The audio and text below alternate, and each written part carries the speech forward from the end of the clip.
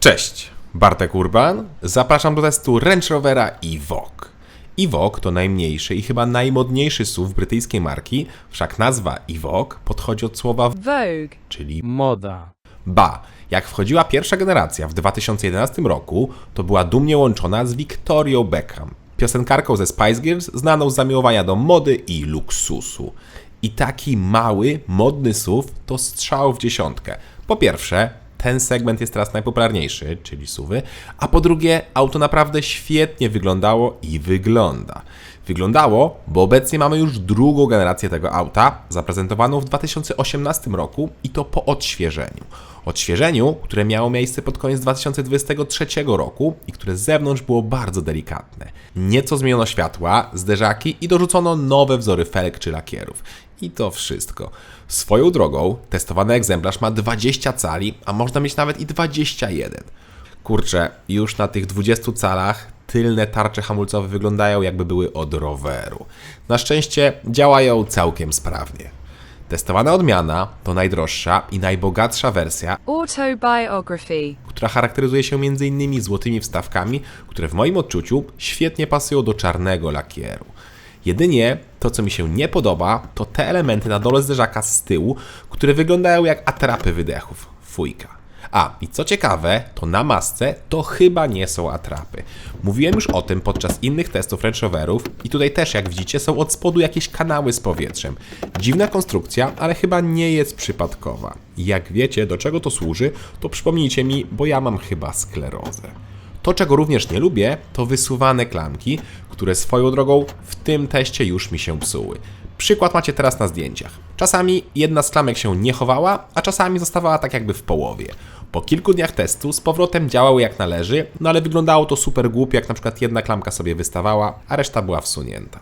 Chociaż muszę przyznać, że w ten sposób Evoque wygląda jeszcze lepiej, jak ma schowane te klamki.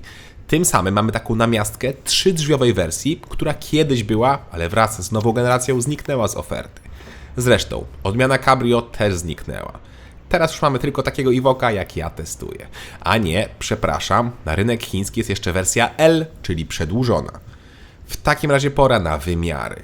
I bardzo lubię to w Range Roverach, że można je wyświetlić na ekranie głównym. Jakbyśmy się zastanawiali, czy wjedziemy, bo na przykład jest wąski przejazd, to można sobie szybko przypomnieć. Długość Evoque'a to 4,37 cm, wysokość to 1,65 m, a szerokość z lusterkami to 2,10 cm. Rozstaw osi to 2,68 cm, a prześwit to całkiem solidne 21 cm. Jak widzicie, kąt natarcia to 19,5 stopnia, zejścia 30,6, a rampowy to 20,7. Głębokość brodzenia to 53 cm. W takim razie pora na bagażnik. Albo nie, zanim on, to jeszcze chwilę o sponsorze dzisiejszego odcinka. Sponsorem dzisiejszego odcinka jest Car Vertical. Firma, która specjalizuje się w raportach z historii pojazdów. I Car Vertical ma obecnie limitowaną ofertę nie tylko dla kupujących, ale i dla sprzedających używane samochody. Jak wiecie, największym problemem przy używanych samochodach jest często ich historia, a raczej brak tej historii, bo zazwyczaj wszelkie szkody są ukrywane. I tutaj przychodzi z pomocą Car Vertical, który oferuje 5 darmowych raportów dla swoich klientów biznesowych. Takie raporty to świetny pomysł, żeby przyspieszyć proces oceny samochodu oraz zwiększyć transparentność przy sprzedaży. W takim raporcie, jak widzicie, są wszystkie szkody, naprawy, przebiegi, czy nawet to, czy auto nie jest kradzione lub czy nie brało udziału w jakiejś klęsce żywiołowej. To są super ważne rzeczy dla kupującego, ale i dla sprzedającego. Przecież chcemy mieć pewność, co sprzedajemy. Pierwszych 5 raportów jest darmowych, dlatego warto spróbować. Kliknij link w opisie filmu lub zeskanuj kod QR, który teraz widać i uzyskaj dostęp do 5 darmowych raportów historii samochodu. I teraz wróćmy do bagażnika. Kufer w Evoque'u ma 472 litry pojemności, czyli taka średnia wielkość, ale auto też przecież do największych nie należy. Kufer jest na szczęście ustawny i ma drugie dno, gdzie też coś tam zmieścimy. Myślę, że ten wkład styropianowy da się wymontować, kwestia odkręcenia jakichś śrubek i wtedy mamy jeszcze większą przestrzeń. Są też haczyki na zakupy, boczne przegródki, gniazdo pod zapalniczkę, gumy mocujące czy zaczepy do montażu pasów przewozowych. Szkoda tylko, że po złożeniu nie ma płaskiej powierzchni. Wskakujemy więc na tył, gdzie nie ma dużo miejsca, ale się mieszczę, a mam 186 cm wzrostu. Zresztą, mieszczę się nawet na głowę, a tu jak widzicie jest szklany dach, który zabiera parę centymetrów przestrzeni na łysinę. Jest podłokietnik z miejscami na napoje, są oddzielne nawiewy, złącza, podgrzewanie kanapy czy są gazetowniki. Jest też naprawdę niezłe wykończenie, gdzie jest skóra i dobre plastiki oraz czarna podsufitka. Jest jakby luksusowo i nieco klaustrofobicznie przez małe i niskie okienka.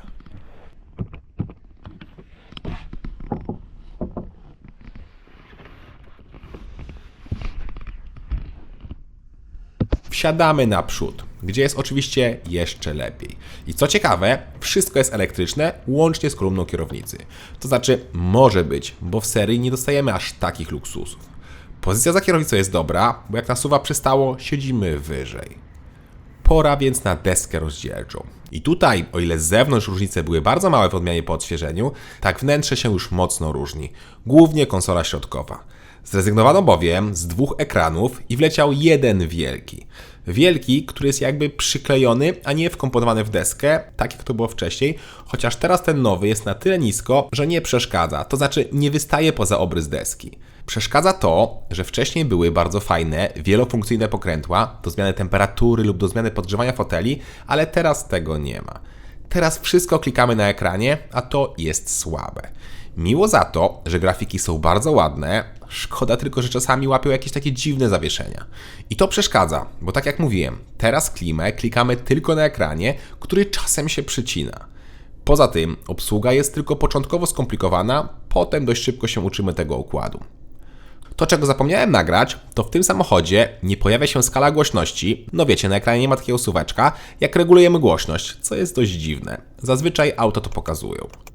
Na kierownicy są też takie ruchome płytki, które również wymagają przyzwyczajenia. Ja nie jestem tego fanem, bo to taki kompromis pomiędzy fizycznymi a dotykowymi przyciskami. Fizyczne byłyby lepsze. To, co mi się za to podoba, to liczne aplikacje, na przykład sportowe dla mierzenia czasów i tak dalej. Oczywiście nikt tym autem tak nie będzie jeździł i tego mierzył, ale fajnie, że jest. Bardziej przydaje się kamera cofania, która ma niezłą jakość i pomysłową funkcję, jaką jest sygnalizacja, która pokazuje, czy jeszcze otworzymy klapę, jak parkujemy tyłem, czy może jednak jesteśmy za blisko i jej nie otworzymy. To ja szanuję. Szanuję też zegary cyfrowe, bo jak te już mają być, to powinny być takie jak tutaj. Proste, czytelne, z masą możliwości ustawień i regulacji. Możemy mieć 2 okrągłe wskazania, 1 centralny, mapę, no mnóstwo danych z komputera. Tak ma być. Pora więc sprawdzić materiały.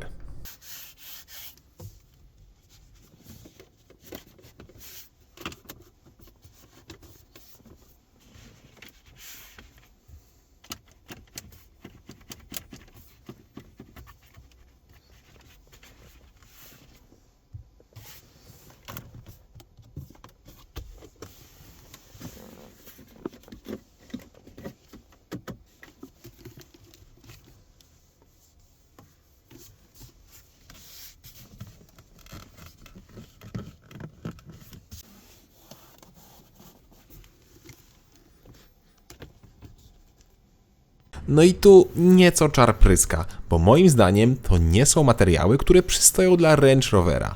Począwszy już od skóry na fotelu, która się nieco marszczy pod tyłkiem, chociaż na filmie aż tego tak nie widać. Widać za to dużo piano black oraz świecącą się kierownicę, a auto ma 15 000 km przebiegu. Przynajmniej spasowanie jest w miarę niezłe, bo niemal nic nie skrzypi, a podczas jazdy jest cisza. To znaczy jest inny problem, ale o tym powiem już za chwilę, jak dojdziemy do silnika. Teraz jeszcze szybko rzućmy okiem na schowki, a potem zaglądamy właśnie pod maskę. Aha, i tak jak widzieliście, auto może być wyposażone w opcjonalne cyfrowe lusterko środkowe.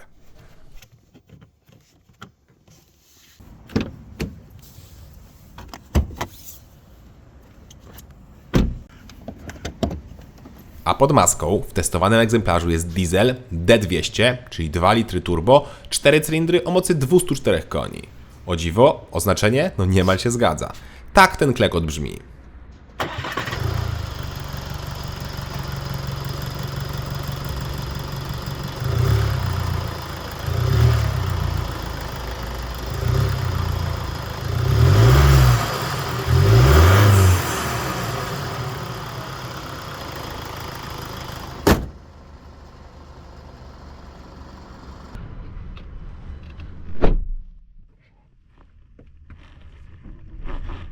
Klekot to bardzo dobre określenie, bo kultura tego diesla jest przeciętna, nawet jak na 4-cylindrowe jednostki. I co gorsza, podczas przyspieszenia czujemy lekkie wibracje i rezonans, które idą od silnika przez kabinę i czuć to w środku.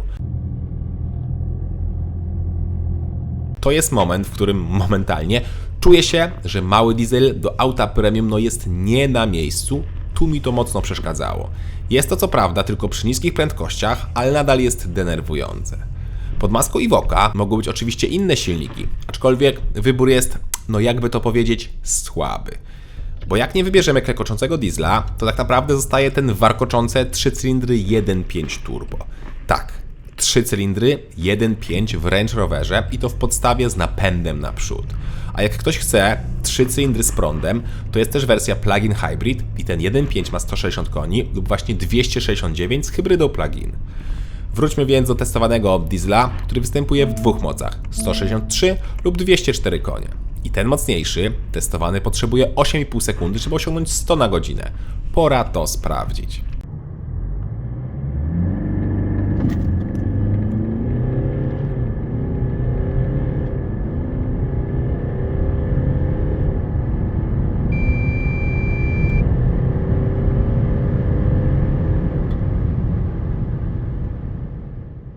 Wynik równy 8 sekund, czyli pół sekundy szybciej niż deklaruje producent. Ładnie. Zrobiłem też pomiar w najwolniejszym trybie i wtedy czas to 9 sekund. Akceptowalnie, chociaż bez szału.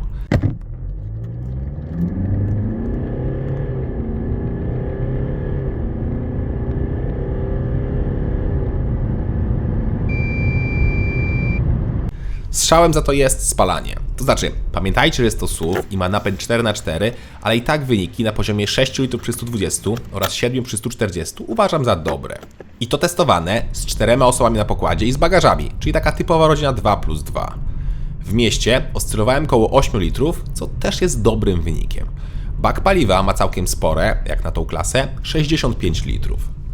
Wracając jeszcze do osiągów, to auto ma dobrą reakcję na gaz w trybie sportowym skrzyni. W zwykłym jest małe opóźnienie.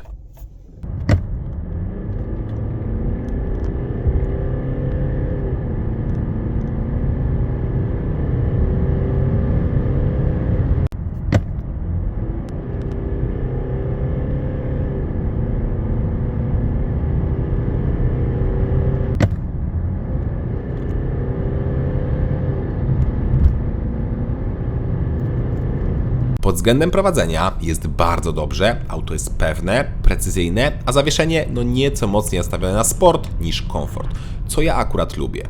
Swoją drogą, jak chcemy poczuć się sportowo, to polecam pojeździć w trybie Dynamic, bo wtedy w auto jakby wstępował demon. Poważnie, to znaczy osiągi nie są lepsze i nie mamy więcej mocy, ale przepustnica staje się bardziej czuła, układ kierowniczy sztywniejszy, a zawias delikatnie twardszy. Naprawdę, różnica pomiędzy trybem Eco a dynamicznym jest ogromna. Chyba nigdy nie jeździłem autem, który miałby aż tak skrajne zachowanie pomiędzy tymi trybami. Pochwalić też muszę wyciszenie. Pora więc na cennik. No i tu jest drogo. Podstawowy, 3-cylindrowy Evoque 1.5 z napędem naprzód o mocy 160 koni kosztuje 219 tysięcy złotych, a najtańszy diesel 163 konie 2.0 turbo to już wydatek 240 tysięcy złotych. Mocniejszy, 204-konny diesel kosztuje 258 tysięcy złotych, a hybryda plug-in to już koszt 305 tysięcy złotych. No tak jak mówię, jest super drogo. Co więcej, testowany egzemplarz w tym wyposażeniu, czyli tym najwyższym, to wydatek minimum 328 tysięcy złotych. Bardzo drogo i konkurencja w postaci BMW X1 czy tam X2 oraz Mercedesa GLA jest jednak tańsza. Ale czy jest aż tak modna? Ja tego nie wiem, bo na modzie się nie znam. Na pewno auto zwraca na siebie uwagę, być może to właśnie przez to, że jest takie drogie, więc jest mniej popularne.